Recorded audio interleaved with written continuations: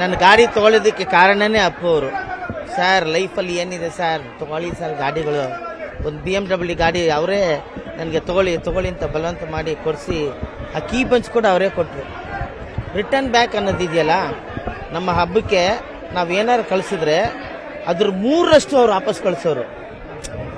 ಅಂಥ ಒಂದು ಮನಸ್ಸಿರೋರು ಅವ್ರ ತಂದೆ. ಅವ್ರಿಗೆ ಆ ಥರ ಒಂದು ಒಳ್ಳೆಯ ಸಿನಿಮಾದಲ್ಲಿ ಇದ್ರೂ ಕೂಡ ಯಾವ ಥರ ನಾವು ನಡ್ಕೋಬೇಕು ದೊಡ್ಡವರು ಚಿಕ್ಕವರು ಅನ್ನೋದನ್ನ ನಾವು ಅಪ್ಪವ್ರ ಹತ್ರ ಕಲಿಬೇಕಾಯ್ತು. ನಾವು ದೊಡ್ಡವರಾದರೂ ಕೂಡ ಆ ಮರ್ಯಾದೆ ಇನ್ನೊಬ್ಬರಿಗೆ ಕೊಡೋಂಥ ಬೆಲೆ ಅವ್ರ ಹತ್ರ ನಾನು ಕಲ್ತಿದ್ದೀನಿ.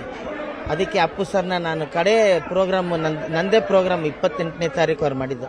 ಆವತ್ತು ಕೂಡ ಇದನ್ನೇ ಮೆನ್ಷನ್ ಮಾಡಿದೆ ನಾನು. ರಾಜ್ಕುಮಾರ್ ಸರ್ನ ಮುಟ್ಟಬೇಕು ಅಂದರೆ ಒಂಥರ ಕೈ ಸ್ಪರ್ಶ ಆಗೋದು, ನಮಗೆ ಒಂಥರ ವೈಬ್ರೇಷನ್ ಆಗೋದು. ಅದೇ ಥರ ಹೋದಾಗೆಲ್ಲ ಅಪ್ಪು ಸರ್ನ ಮುಟ್ಟೋದು. ಯಾಕೆಂದರೆ ಅವ್ರ ಮೈ ಹತ್ರ ಒಂಥರ ಸ್ಮೂತ್, ಒಂಥರ ಪವರ್ ಸ್ಟಾರ್ ಅಂತ ಕರೆಕ್ಟಾಗಿ ಹೆಸರಿಟ್ಟಿದ್ರು. ನಮ್ಮನ್ನೆಲ್ಲ ಬಿಟ್ಟು ಕೇಳದೆ ಹೋಗ್ಬಿಟ್ಟಿದ್ದಾರೆ. ಭಾಳ ಹಿಂಸೆ ಆಗುವಂಥ ಕೆಲಸ. ಅದಕ್ಕೆ ನಾನು